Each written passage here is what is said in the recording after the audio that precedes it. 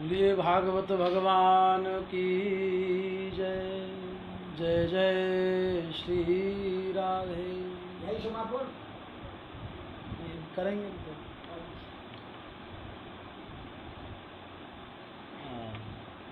थोड़ा व्यवधान हो गया था बीच में, पता नहीं हवा एकदम से तेज आई या क्या हुआ, फोन स्टैंड से छोड़ कर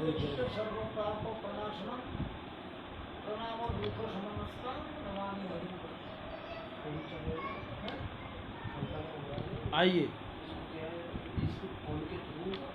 तो मेरे नाम चल जाएगा। हाँ फोन के जरिए सब देख पा रहे हैं। हाँ ठीक, बीचों ग्राम लगना है। हाँ उसमें देखने वाले को। हाँ ठीक है। तो मैं ये कह रहा था कि सुखदेव जी ने महाराज परीक्षित के लिए जितासनो जितश्वासो जितसंगो जितेंद्रियः, ये चार बातें कहीं कि सबसे पहले आसन को जीतो, फिर श्वास पर नियंत्रण करो, फिर संग जीतिए और उसके बाद अपनी इंद्रियों पर विजय प्राप्त करिए। ये चारों नियम साधने के बाद सुखदेव प्रभु कहते हैं कि परीक्षित, अब मैं आपको भगवान के विराट स्वरूप का वर्णन कहता हूँ, ध्यान से सुनिएगा। भगवान का विराट स्वरूप क्या है? पाताल में तस्य ही पादमूलम पठन्ति पार्ष्णे प्रपदे रसातलम महातलम विश्वसृजोऽथ गुलफौ तलातलम वै पुरुषस्य जंघे। परीक्षित, पाताल में तस्य ही पादमूलम, ये समस्त सृष्टि जो है, 14 भुवनों की जो सृष्टि है, ये भगवान के विराट स्वरूप के अंग हैं। पाताल भगवान के पैर के मूल है। पठन्ति पार्ष्णे प्रपदे रसातलम महातलम विश्वसुजोत गुलफौ तलातलम वै पुरुषस्य जंघे। जंघा से लेकर के पद तल तक का, एड़ी तक का जो हिस्सा है, वो नीचे के ये कुछ लोक हैं। पाताल ये भगवान के पाद मूल हैं। रसातल ये भगवान के जो घुटनों और एड़ी के बीच का जो हिस्सा होता है वो है। और महातलम विश्वसृजोत गुलफौ, भगवान के जो घुटने हैं वो महातल है। और तलातल भगवान की जंघा है। इस तरह से सुखदेव जी ने परीक्षित को भगवान के विराट स्वरूप का बड़ा विशाल वर्णन सुनाया। और फिर भगवान सुखदेव कहते हैं कि परीक्षित, मैं तुम्हें क्रम मुक्ति और सद्यो मुक्ति का वर्णन भी सुनाता हूं। क्रम मुक्ति सद्यो मुक्ति का वर्णन सुखदेव प्रभु ने सुनाया और फिर परीक्षित से कहते हैं कि परीक्षित, संसार में मनुष्य की भांति भांति की कामनाएं होती हैं और उन सभी कामनाओं को पूर्ण करने के लिए अनेक देवताओं की स्थापना भी है। माने अनेक कामनाओं के लिए अनेक देवताओं की प्रार्थना। ये विषय भी सुखदेव भगवान ने परीक्षित जी को बताया कि सुखदेव, यदि किसी को अपने ब्रह्मचर्य पर बना रहना हो तो भगवान बृहस्पति की उपासना करे। किसी को विद्या चाहिए हो तो मां सरस्वती से मांगे। किसी को बल चाहिए हो तो भगवान हनुमान से मांगे। किसी को लक्ष्मी चाहिए हो, धन चाहिए हो तो देवी लक्ष्मी से मांगे, भगवान विष्णु से मांगे। किसी को समाज में उच्च पदवी चाहिए हो तो ग्रहों में जो रानी का पद लिए है चंद्रमा से मांगे। किसी को वैराग्य जागृत करने की बात हो कि मैं वैरागी होना चाहता हूं, योगी होना चाहता हूं, तो भगवान शंकर की उपासना करे। किसी को वेद पढ़ने का शौक हो, वेद पढ़ना चाहे तो भगवान ब्रह्मा की उपासना करे। ये सब अनेक अनेक बातें सुखदेव जी ने परीक्षित जी को सुनाई कि कामना विशेष के लिए देवता विशेष की आराधना किस तरह की जाती है। और यहां अब परीक्षित जी ने भगवान सुखदेव से सृष्टि के विषय में एक प्रश्न किया है। महाराज मैं ये जानना चाहता हूं, आप कहते हैं कि इस सृष्टि में जन्म लेने के बाद व्यक्ति अनेक प्रकार के पाप कर्म करता है, और पाप कर्म भी कैसे कैसे कि स्वयं पशु ही उसकी प्रशंसा करते हैं। तो कौन कौन से पशु प्रशंसा करते हैं महाराज?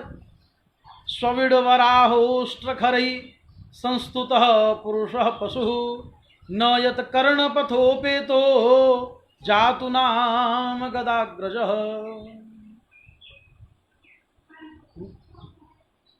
जिसके कान में भगवान श्री कृष्ण की लीला कथा कभी नहीं पड़ी हो, वह नर पशु कुत्ते, ग्राम सूकर, ऊंट और गधे से भी गया हुआ है।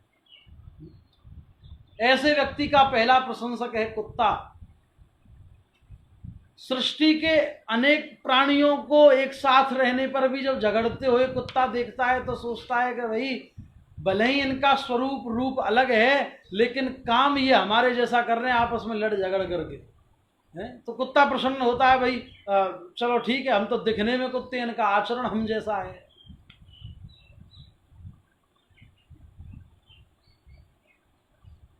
दूसरा है ग्राम शूकर।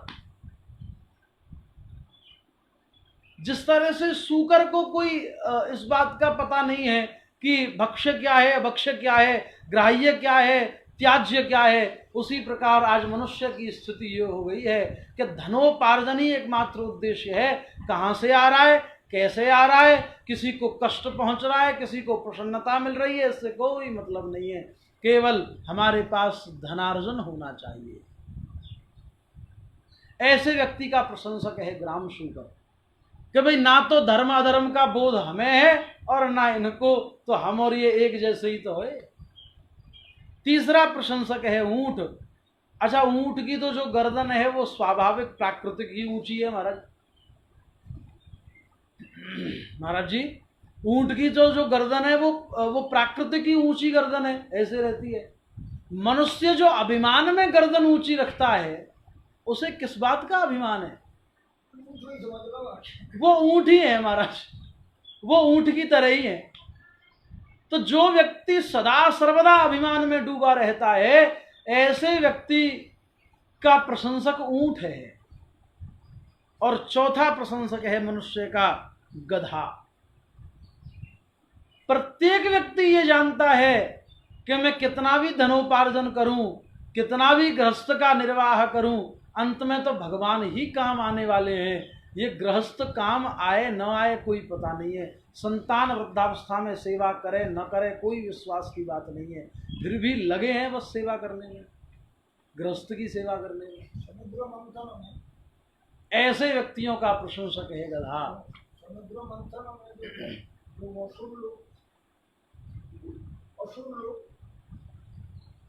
अमृत पान करने के लिए व्यस्त थे ना समुद्र मंथन में। जी महाराज। असुर लोग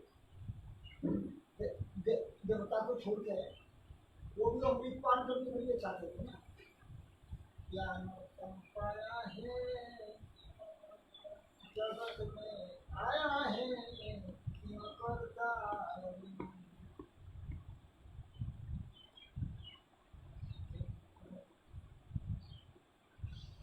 मैं निवेदन कर रहा था, बिले बतोरुक्रम विक्रमान ये न शृण्वतः कर्णपुटे नरस्य जिह्वाशति दार्दुरिकेव सूत न चोपगायत्युरुगाय गाथा।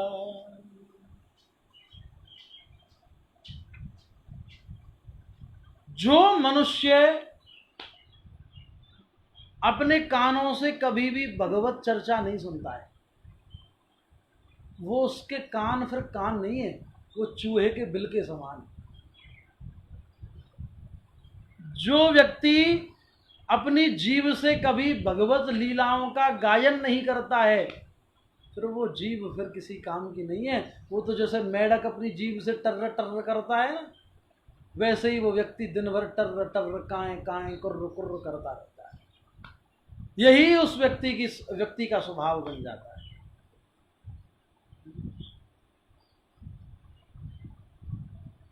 इसलिए मनुष्य को चाहिए कि सदैव भगवान की भक्ति करे यदि अपने जीवन को सार्थक सिद्ध करना है तो। परीक्षित जी कहते हैं महाराज फिर भी यदि व्यक्ति अपने जीवन की सार्थकता प्राप्त नहीं कर पा रहा है, मैं ये जानना चाहता हूं कि ऐसी सृष्टि की भगवान ने रचना ही क्यों करी। भगवान को आवश्यकता ही क्या पड़ी सृष्टि रचना करने की। तो सुखदेव प्रभु अब यहां से सृष्टि रचना आरंभ करते हैं। कहते परीक्षित ध्यान से सुनो। एक समय की बात है, नारद जी पहुंचे ब्रह्मा जी के पास। जाकर के देखा ब्रह्मा जी किसी के ध्यान में बैठे हैं। ब्रह्मा जी कोई तपस्या कर रहे हैं और किसी का ध्यान लगा रहे हैं। तो नारद जी ने संकोचवश पूछ लिया, अच्छा महाराज कि पिताश्री, मैं ये जानना चाहता हूं कि समस्त संसार को बनाने वाले तो आप हैं, ये पूरा संसार आपका भजन करता है, तो मुझे जरा ये बताओ महाराज कि आप किसका भजन कर रहे हो। पूरे संसार को यदि आप बनाने वाले हैं तो आप किसका भजन कर रहे हैं, ये मैं जानना चाहता हूं। जैसे ही नारद जी ने यह प्रश्न किया तो ब्रह्मा जी नारद जी को समझाते हुए कहते हैं कि नारद, जिस तरह तुम्हारा पिता मैं हूं ना, मेरे पिता भगवान विष्णु हैं, भगवान कमलापति हैं। एक समय जब इस संपूर्ण सृष्टि को भगवान ने अपने आप में स्वयं में समेट करके प्रभु शयनावस्था में थे, तो उनके नाभि से कमल उत्पन्न हुआ और उस कमल से मेरा प्रादुर्भाव हुआ। जैसे ही मैं कमल से बाहर आया, मैंने जानना चाहा कि मैं कौन हूँ। खूब प्रयास किया लेकिन मुझे कोई कुछ पता नहीं चला, कोई मेरे प्रश्नों का जवाब मुझे कहीं से नहीं मिल पा रहा था। तो फिर मैंने जिस कमल से मेरी उत्पत्ति हुई थी, मैंने उसमें अंदर प्रवेश किया, बहुत प्रवेश किया, लेकिन कहीं भी जाकर के मुझे उसकी कोई थाह नहीं मिली, उसका कोई अंतिम छोर नहीं मिला। तो फिर मैं वापस बाहर आया और शोकातुर बैठ गया। बस इतने में मेरे कानों में कुछ आवाज आई।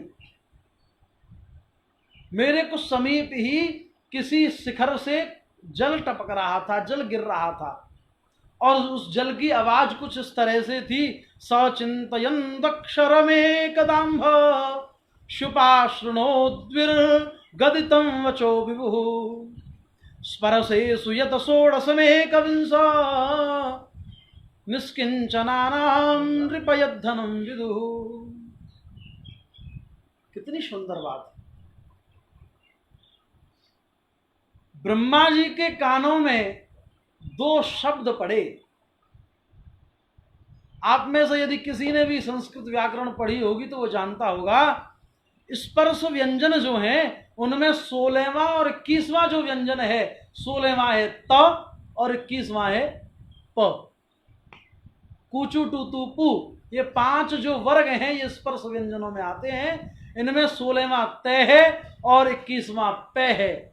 ये दो शब्द ब्रह्मा जी कहते हैं, नारद मेरे कानों में स्पर्शेषु यत षोडशमेकविंशम्, 16वां और 21वां व्यंजन जो है उसकी ध्वनि मेरे कानों में पड़ी। मुझे लगा कि कोई मुझसे तप करने के लिए कह रहा है, तप तप तप। मुझे लगा कि कोई मुझसे ये कह रहा है कि तू तप कर। अब क्योंकि मैं तो कुछ जानता ही नहीं था, तो मैंने अपनी दोनों आंखें बंद करी, बस सिद्धासन में बैठ गया और भगवान मेरी उस भजन से प्रसन्न हो गए। मुझको दर्शन देकर के कहा कि बालक, मैं तुम्हारा पिता हूं, मेरा नाम नारायण है, तुम हो ब्रह्मा, और मैं तुम्हें एक जिम्मेदारी सौंप रहा हूं कि तुम सृष्टि का वर्धन करोगे। महाराज किस प्रकार सृष्टि का वर्धन करूं? भगवान नारायण कहते हैं, तुम तो केवल हृदय से संकल्प कर लो, सब हो जाएगा। आप तो केवल अपने हृदय से संकल्प कर लो। और नारद, उस समय मेरे पिता नारायण ने मुझे चतुश्लोकी परम पवित्र श्रीमद् भागवत का ज्ञान दिया था। चतुश्लोकी भागवत का ज्ञान दिया मुझे, वो मैं आज नारद तुमको सुना रहा हूं, ध्यान से सुनना। अहमेवाशमेवाग्रे नान्यद यद शत शत परम पश्चादहं यदेतच्च यो वशिष्येत सोऽस्म्यहम् प्रीतेर्थं यत् प्रतीयेत न प्रतीयेत चात्मनि तद्विद्यादात्मनो मायां यथा वासो यथा तमः यथा महान्ति भूतानि भूतेषु चावचेष्वनो प्रविष्टान्यप्रविष्टानि तथा तेषु न तेष्वहम् एतावदेव जिज्ञास्यं तत्त्वजिज्ञासुनात्मनः अन्वय व्यतिरेकाभ्यां यत् स्यात् सर्वत्र सर्वदा। नारद, मेरे पिता भगवान नारायण ने मुझसे कहा कि ब्रह्मा जी, पुत्र ब्रह्मा, तुम सृष्टि वर्धन करो। तो मैंने जब प्रश्न किया, महाराज जी आप कह रहे हैं कि अब से पहले आपने एक सृष्टि को तो पहले ही अपने आप में समेट लिया। भगवान, मैं ये जानना चाहता हूं कि जब कुछ भी नहीं था तो आपने सृष्टि बना कैसे दी, सृष्टि बनेगी भी कैसे, अब मैं भी कैसे बनाऊंगा। तो भगवान नारायण ब्रह्मा जी से कहते हैं, ब्रह्मा जी आपको चिंता करने की जरूरत नहीं है। अहम एवाश अग्रे, जब कुछ भी नहीं था ना, केवल मैं था। अहम एवाशमेवाग्रे नान्यद यद शत असत परम, प्रत्येक सत्य और असत्य से परे यदि कोई है तो वो केवल मैं हूं। जहां बनने वाला भी मैं हूं और बनाने वाला भी मैं हूं, कर्ता भी मैं ही हूं, क्रिया भी मैं ही हूं, कर्म भी मैं ही हूं। अच्छा, इसके कुछ उदाहरण इस तरह से समझो। मकड़ी का जाला होता है, मकड़ी उस जाले को बनाने के लिए कहीं से साधन तो नहीं लेके आती कि कहीं जगह जगह जाती है, कोई तिनका इकट्ठा करती है या कोई धागा इकट्ठा करती है और उस धागे को इस दिशा से इस दिशा में, फिर ऊपर से नीचे, फिर अगल से बगल, इस तरह से ले जा करके मकड़ी कोई दूसरी जगह से साधन इकट्ठा करके तो जाला नहीं बनाती। स्वयं अकेली मकड़ी है तो मकड़ी में से ही जाला बना है, यानी बनाने वाली भी मकड़ी और बनने वाली भी मकड़ी। और जब मकड़ी को लगे कि अब जाला ज्यादा हो गया तो स्वयं उसी जाले को मकड़ी खुद खा भी जाती है, यानी मकड़ी ही बनी। हाँ, मकड़ी ने ही बनाया, मकड़ी ने ही स्वयं पा भी लिया और स्वयं रही भी मकड़ी। पहले भी मकड़ी थी और अंत में सब जाल बन गया, बिगड़ गया, उसके बाद बची भी केवल मकड़ी। हाँ, तो इसको कैसे छुटकारा पाने का क्या निर्देश करा? वो आगे सुखदेव जी करेंगे ना। इसमें क्या उपाय मिला, क्या गेल मिला? ये दत्तात्रेय ने महाक्रिया का मूल तो बनाया, उनका क्या स्वार्थ मिला इसमें? स्वार्थ ये मिला कि हम ये जो संपूर्ण, अच्छा महाराज जी कह रहे हैं कि इसका सार क्या है। सार महाराज जी मेरी दृष्टि में यही है कि हम जो इस संसार के बंधनों में उलझे रहते हैं ना, ये जाल है, अंत में यही जाल हमको खा जाने वाला है। बाप बन करके जिस बेटे को जीवन भर पालन पोषण किया, बाद में वही बेटा घुर्राता है। ये बात है। कई बार हमारी कोई बात पिताजी से कभी हो जाती है तो हमको यही सुनने को मिलता है। इसको हमारे क्या करना है? तो इससे बचने के लिए हमको केवल प्रभु भक्ति का आश्रय ही लेना चाहिए। माने दत्तात्रेय जी ने भी जो मकड़ी को अपना गुरु बनाया, उसके पीछे कारण ये था कि किसके लिए जोड़े और क्यों जोड़े।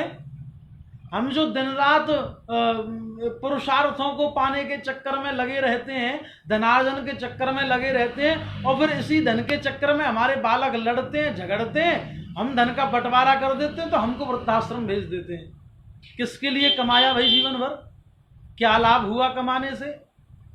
कहने का मतलब ये, भगवान कहते हैं कि जिस तरह मकड़ी जो है ना, जिस तरह मकड़ी जो है स्वयं ने बनाया, स्वयं ने पा लिया, पहले स्वयं थी, अंत में स्वयं रही। अच्छा, इसका दूसरा और उदाहरण समझ लीजिए। एक और उदाहरण है मिट्टी का घड़ा, मिट्टी का कोई भी पात्र। जब तक बना नहीं था तब तक मिट्टी थी, बन गया स्वरूप बन गया पात्र का। किसी दिन गलती से भी किसी की ठोकर लग गई, टूट गया, फूट गया, बिगड़ गया, और टूटने के बाद फिर क्या रह जाएगा? मिट्टी। बनने से पहले भी मिट्टी थी, बनने के बाद भी मिट्टी है, और बनी भी मिट्टी ही है। माने अन्यत्र से कोई साधन इकट्ठा नहीं किया। ऐसे ही भगवान ब्रह्मा जी को यह समझा रहे हैं, और ब्रह्मा जी नारद जी को यह समझा रहे हैं कि नारद, जिस समय कुछ भी नहीं था तो केवल भगवान थे।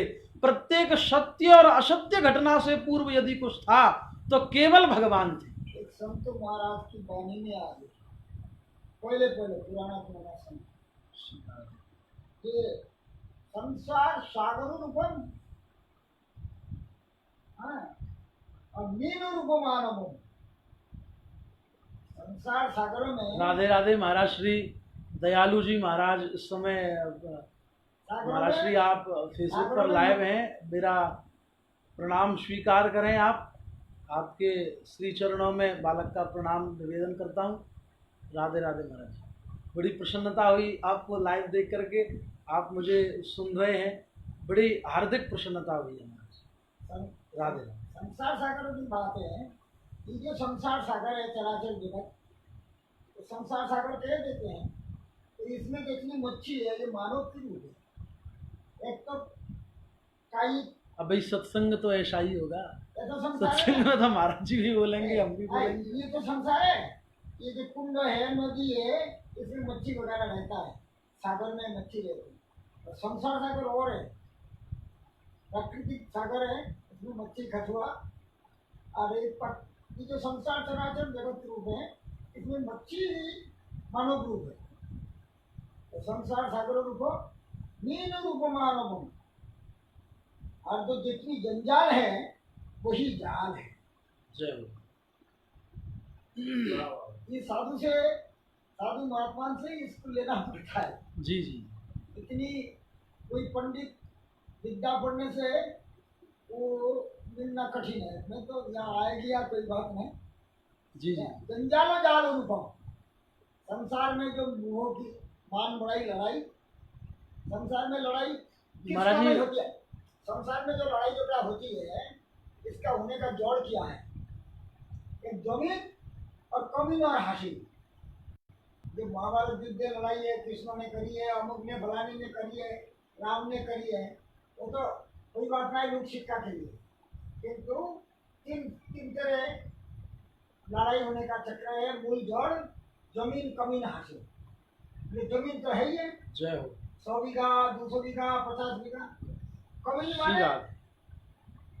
कमीन अर्थ है अहंकार, मान और अभिमान, ये कमीन है। और बोले हासिल, हासिल माने मान बढ़ाई, और जहां मान बढ़ाई वही लड़ाई। हमने शास्त्री जी के पास में एक महाभारत के गीता उच्चारण करवाया था, यहाँ बैठो। तो यहाँ करें, ये संसारी कुरुक्षेत्र, और कुरुक्षेत्र, संसारी कुरुक्षेत्र अतीव विचित्र। ये साधारण नहीं, संसार के कुरुक्षेत्र साधारण नहीं, अति विचित्र। ये महाभारत का रहस्य। अच्छा,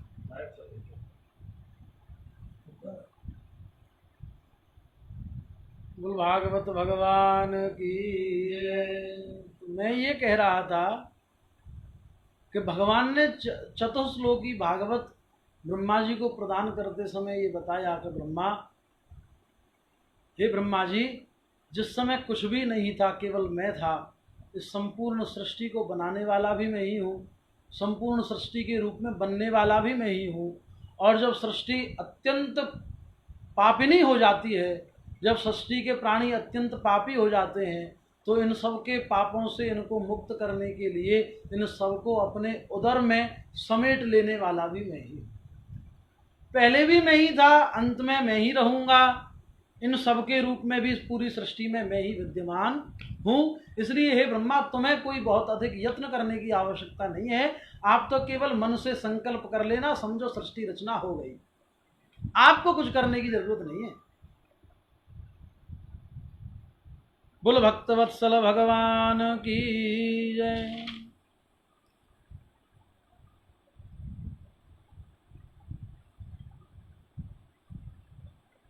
तृतीय, यहां इस विषय पर द्वितीय स्कंद संपूर्ण हो जाता है और तृतीय स्कंद के आरंभ में सुखदेव जी महाराज परीक्षित को बताते हुए कहते हैं कि परीक्षित, भगवान की एक विशेषता है कि भगवान किसी भी भक्त की योग्यता पर नहीं रीझते हैं, ना ना ऐसा भगवान तो भक्त की पात्रता पर रीझते हैं, भावना भावना पर, पात्रता पर रीझते हैं। और पात्र तो भावना हो, गुणाक्षर न्याय से ही भगवान अपने भक्त पर कृपा करते हैं।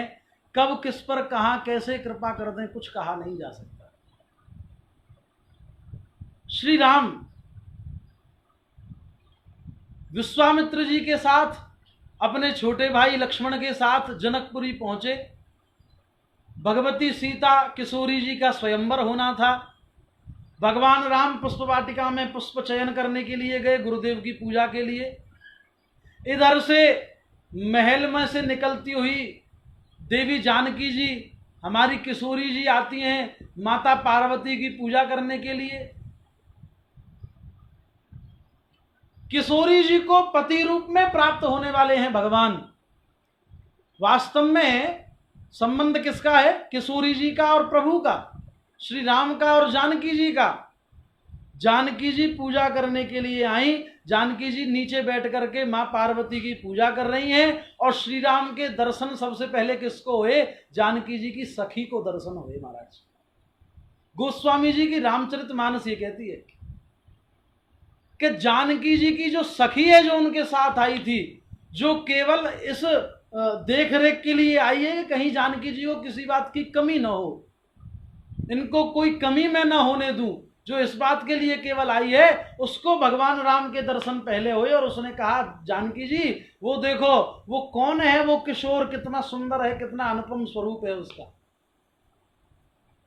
माने देवी पार्वती की पूजा करने के लिए जानकी जी आई हैं कि मुझे पति रूप में मेरे प्रभु मिल जाएं, लेकिन उन्हीं प्रभु के दर्शन सबसे पहले किशोरी जी की सखी को हुए हैं। भगवान गुणाक्षर न्याय से कृपा करते हैं। भाई गुणाक्षर न्याय क्या है इसको जरा समझिए। कोई लकड़ियों का बहुत बड़ा व्यापारी, जो कीड़ा है वही गुणाक्षर। लकड़ियों का कोई बहुत बड़ा व्यापारी, जिसके गोदाम में महाराज कितने टन जाने लकड़ियां रखी थी, उनमें से किसी एक लकड़ी में घुन लग गया और उस घुन से ओम बन गया। घुन से क्या बना? घुन से ओम बन गया महाराज। अब उसने जैसे ही उसकी दृष्टि उस लकड़ी पर पड़ी, घुन पर पड़ी, पता चला कि मेरी लकड़ी में तो ओम बना है, तो महाराज उसने तो पूरे बाजार में हल्ला मचा दिया, पूरे शहर में शोर हो गया कि अमुक नाम के सेठ जी पर तो भगवान ने कृपा करी है, देखो तो सही लकड़ी में घुन लगा और ओम बन गया। भाई वाह, कितनी गजब की बात है, भगवान ने उस पर कृपा करी है, ओम बन गया भाई। अब और जो उसके प्रतिद्वंदी सेठ थे, जो लकड़ी का व्यापार करते थे, उन्होंने अपनी अनेकों टन लकड़ियों को बर्बाद कर दिया, अनेकों टन लकड़ियों में घुन लगवा लिया, गोदाम में पटक करके काम में नहीं लिया तो घुन लग गया, स्वाभाविक था। लेकिन किसी भी लकड़ी में घुन से ओम नहीं बना। सब माथा पकड़ के बैठ गए कि इतने टन लकड़ी बर्बाद कर दी, उसके बाद भी एक भी लकड़ी में ओम नहीं बना। सेठ जी के पास गए, सेठ जी ये आपकी लकड़ी में घुन से ओम कैसे बना, हमारी में तो नहीं बना, क्या कारण है? सेठ जी कहते हैं, भैया हमें क्या पता कैसे बना, हमें ना तो लकड़ी में घुन बनने की प्रक्रिया का पता है, कैसे लगता है घुन, ना हमको घुन से ओम कैसे बना इस बात का पता है। तो किसी ने कहा, भाई ये तो भाई इस बात को या तो लकड़ी बता सकती है, या घुन बता सकता है, या फिर ओम बता सकता है। और वस्तुतः ना तो ओम को पता है कि मैं कैसे बना, ना घुन को पता है कि मैं कैसे लगा, ना लकड़ी को पता है कि मुझ में घुन से ओम कैसे बना। ये एक सत्य है। भगवान भी इसी न्याय से अपने भक्तों पर कृपा करते हैं। जब ना तो भक्त को पता है कि मेरे ऊपर कृपा होने वाली है, और ना भगवान को ही पता रहता है कि इसके ऊपर कृपा हो भी जाएगी। जाने कब किसके ऊपर कैसे मेरे प्रभु कृपा कर दें, कहा नहीं जा सकता। सबरी ने, माता सबरी ने अपने पूरे जीवन भर तपस्या में लगा दिया, पूरे जीवन भगवान की प्रतीक्षा करती रही, और जब भगवान आए तो उसको स्वयं को विश्वास नहीं हुआ कि ये भगवान है। भगवान को एक बार देखकर बोली, कौन है आप इन पुष्पों पर मत चढ़ो, ये इस राह में मैंने जो पुष्प बिछाए हैं, इस मार्ग में मैंने जो पुष्प बिछाए हैं, ये मैंने अपने प्राण प्यारे पुरुषोत्तम मर्यादा पुरुषोत्तम श्री राम के लिए बिछाए, आप इन पर मत चढ़ो, गंदे हो जाएंगे। भगवान कह रहे हैं, मैया हम ही तो वो राम है जाके तू इतने समय से प्रतीक्षा कर रहे। भक्त को भी नहीं पता होता है कब भगवान की कृपा उस पर हो जाए, इसलिए प्रभु सदैव अपने भक्तों पर गुणाक्षर न्याय से कृपा करते हैं। एक छोटी सी एक बात है, ओमकार साबित तो हुआ वेदों का आदि अक्षर, वेदों का आदि अक्षर ओमकार जी, ये कैसे साबित तो हुई है? ओम विष्णु कहते हैं ना, जी जी पहले ओमकार उच्चारण कर जाता, जी महाराज। उच्चारण कैसे साबित तो हुई पता है? जी मार्गदर्शन करिए। ओमकार के हाँ जी, तीनों तीनों तीनों मूर्ति एक जगह में विराजमान, जी ब्रह्मा विष्णु महेश, है ना? जी इसमें तीन अक्षर विराजमान है, जी तो ओम हुआ जी ना, तो ओम कहिए। ओकारे उच्चते ब्रह्मा, उकारे उच्चते विष्णु, जी मकारस्तु समारंभ प्रणवेन त्रयेन, जय। ओ और ऊ मिलाइए ओ हो, है ना? गुण संधि हो जाती है ए और ऊ में, ओ और ओ बन जाता है। और मो ऊपर जी ओंकार हो गया। जय। तीनों ब्रह्म, ब्रह्मा विष्णु महेश, जी जय। तीनों अक्षर है, एक अक्षर ब्रह्मों को और दाचंद्र जय।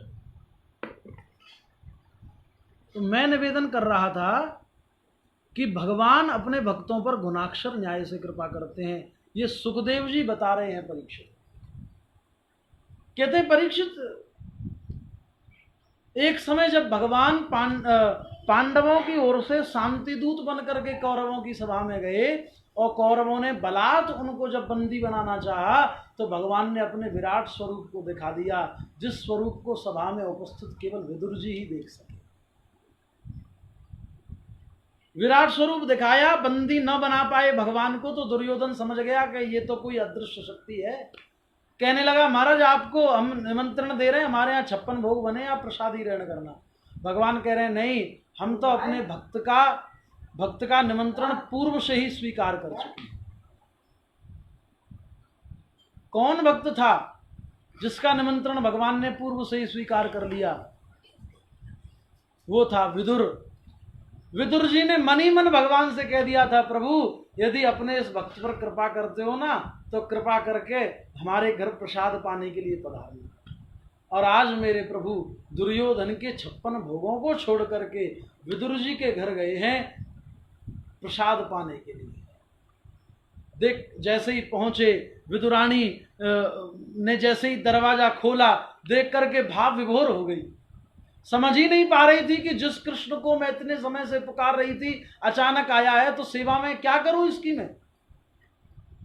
सो बुला, पहले तो भगवान को दरवाजे पर ही खड़ा रखा, बहुत देर तक केवल निहारती रही। और भगवान ने जब कहा, क्यों कहा कि कहा हमें यहाँ दरवाजे पे ही खड़ो रखोगी, हमें भीतर ना लेके चलोगी।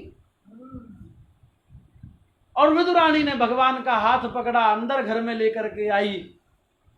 मूड़ी, जिस मूड़ी पर बैठाया जाता है, जो आसन दिया जाता है, जो मूड़ी सीधी बिछानी थी, भाव विभोर इतनी थी कि मूड़ी को उल्टा बिछा दिया और भगवान से बोली, बैठो भगवान। और भगवान उस मूड़ी पर उल्टी पर बैठ भी गए, क्योंकि भगवान विदुरानी के भावों में उस समय खोए थे। विदुरानी भगवान के दर्शनों में खो रही थी और भगवान विदुरानी के भावों में खो रहे थे। भगवान ने कहा कि भूख लगी है, कुछ तो प्रसाद मिले हमें पाने के लिए। विदुरानी दौड़कर अंदर गई, कुछ केले रखे थे, लेकर के आई और केलों को लेकर के भगवान के सामने बैठी, केले छीलने शुरू करे, गिरी को नीचे फेंक रही है, छिलका भगवान को दे रही है। क्या भाव है? विदुर जी आए कि क्या बोला? ये वो भाव है जिसकी थोड़ी देर पहले मैं बात कर रहा था कि जो सुखदेव भगवान है ना, अवधूत, प्रत्येक सांसारिक सुख और दुखों से ऊपर उठे हुए, प्रत्येक सांसारिक व्यवहार और नियमों से ऊपर उठे हुए सुखदेव जी जैसे हैं, ऐसे ही आज विदुरानी जी हो रही हैं। भगवान को केला खिला रही हैं, लेकिन गिरी नीचे फेंक रही, छिलके दे रही भगवान को। भगवान भी पाकर बड़े खुश हो रहे हैं, छिलके ही खा रहे हैं। इतने में विदुर जी आ जाते हैं। विदुर जी कहते हैं, अरे विदुरानी, तू क्या बावली हो गई है? अरे ये यदुवंशी प्रभु श्री कृष्ण हमारे घर पधारे हैं और इनको प्रसाद पवाने के बजाय तुम इस तरह कर रही हो कि इनको छिलके खिला रही हो केला का, गिरी नीचे फेंक रही। जैसे ही विदुरानी ने, ओहो ये तो क्या अनर्थ हो गया, महाराज क्षमा करना प्रभु, क्षमा करना। और विदुर जी ने जैसे ही विदुरानी जी से कहा, और अब विदुरानी जी ने जब केले की गिरी खिलानी शुरू करी और भगवान ने विदुरानी जी को रोक दिया। अरे काकी नहीं, रोक लो, अपना हाथ रोको जरा। और विदुर जी को डांटते हुए कहा, काका विदुर, ये तुमने क्या कर दिया? अरे जो स्वाद, जो मधुरता मुझे केले के छिलकों में मिल रही थी ना, वो मधुरता अब इस गिरी में नहीं। अरे मैं तो भाव का भूखा हूं, भाव का भूखा हूं मैं, भाव ही एक सार है, भाव से मुझको भजो तो भव से बेड़ा पार। मैं तो केवल भाव का भूखा हूं। काका विदुर, आपने विदुरानी मेरी काकी जी को रोक करके मुझसे मेरा वो स्वाद छीन लिया। ऐसे है मेरे प्रभु जो भक्त के भाव पर मात्र रीझ जाते हैं। सबसे ऊंची प्रेम सगाई, सबसे ऊंची प्रेम सगाई, वो सबसे ऊंची प्रेम सगाई, हाँ सबसे ऊंची प्रेम सगाई, वो सबसे ऊंची प्रेम सगाई। देखिए, जैसा कि मैं पूर्व में आप सबसे निवेदन कर ही चुका हूँ कि हमारे गुरुदेव हमसे पहले कहा करते थे, महाराज जी जब हम कुछ बोलते थे तो गुरुदेव कहते थे कि ये क्या बोल रहे हो तुम स्वर से खफा और ताल से नाराज संगीताचार्य हो। तो महाराज हम तो इन दोनों से नाराज और खफा हैं, लेकिन फिर भी आप सबको कुछ सुनाने की चेष्टा अवश्य करते ही हैं, क्योंकि सत्संग करने के लिए बैठे हैं और सत्संग में भगवान केवल आपके मन के भावों को देखते हैं। आप क्या गा रहे हैं, कैसे गा रहे हैं, अति महत्वपूर्ण नहीं है, आपके भाव भगवान के प्रति कितने शुद्ध हैं वो महत्वपूर्ण है। इसलिए आप सब भी गाइए और यहाँ से हम भी प्रयास कर ही रहे हैं।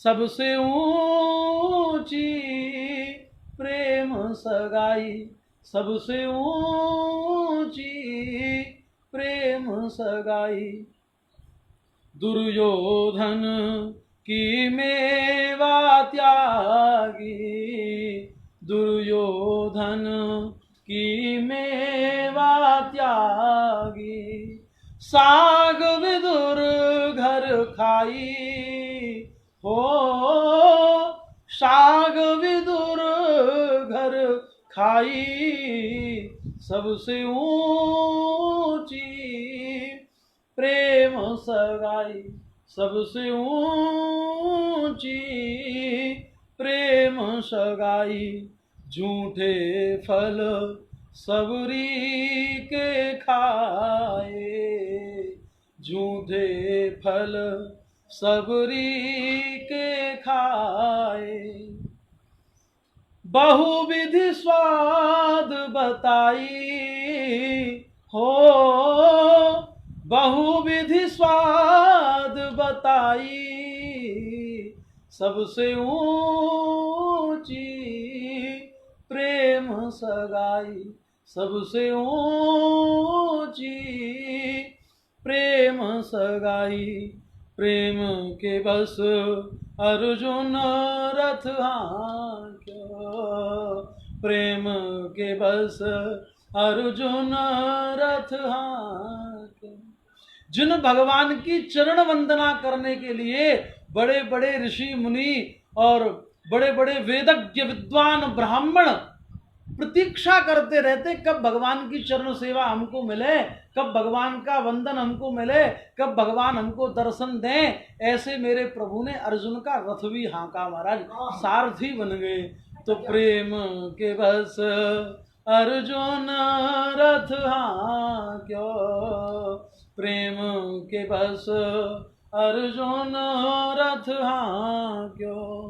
भूल गए ठकुराई हो, भूल गए ठकुराई, सबसे ऊंची प्रेम सगाई, सबसे ऊंची प्रेम सगाई। ये छोटी सी बात, ऐसी प्रीत बढ़ी वृंदावन, ऐसी प्रीत बढ़ी काम्यक वन।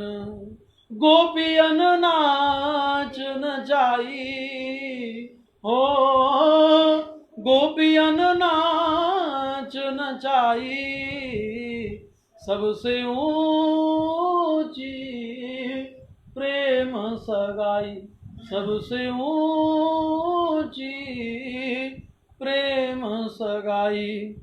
सूरदास इस लायक नाही, सूरदास इस लायक नाही, के लगी करो बड़ाई हो, के लगी करो बड़ाई, सबसे ऊंची प्रेम सगाई, सबसे ऊंची प्रेम सगाई। एक छोटी सी एक बात की शंका है। राम वनवास जाते हुए सवरी की आश्रम होते थे, तो उसमें जो पेड़ का पेड़ थे, तूता पक्षी खाते थे, वो उसमें गिरते थे, सवरी ने उठा के टुकड़ा में धर दिया। वही बेर रामचंद्र ने सवरी की जूठी नहीं खाई। बहुत लोग ऐसा कहते हैं सवरी के जूठी बेर खा दी, नहीं, सवरी की ऐसी भावना नहीं था कि हमारी जूठी दूसरे खाए। मतलब बोल भागवत भगवान की जय। उससे कौन ने हाथ लगा दिया रामचंद्र ने। तो आज अभी इसी समय आज अपनी इतनी ही वाणी के साथ श्रीमद् भागवत को मध्य विश्रांति देते हैं। अभी समय हुआ है 2 बजने में, अभी थोड़ा सा समय और शेष है, लगभग 10 मिनट। ठीक 2:30 बजे हम और आप पुनः कथा आरंभ करेंगे। पुनः श्रीमद् भागवत के आश्रय में, छत्र छाया में हम पुनः बैठेंगे, शीतल छाया को हम पुनः प्राप्त करेंगे। अभी मध्य विश्रांति इस समय हम श्रीमद् भागवत को देंगे। आप तब तक आधे घंटे में अपना जलपान या और जो आपको कुछ प्रसादी जो भी ग्रहण करनी हो सो आप करें, और पुनः ठीक 2:30, याद रखिएगा, ठीक 2:30 बजे हम आपके साथ पुनः श्रीमद् भागवत के पवित्र सानिध्य में उपस्थित होंगे। बोल भागवत भगवान की जय। वेद व्यास जी महाराज की जय। भक्त वत्सल भगवान की, युगल सरकार की जय। राधा रानी की जय। जय जय श्री राधे, जय जय श्री राधे, जय जय श्री राधे श्याम। बोल भक्त वत्सल भगवान की जय।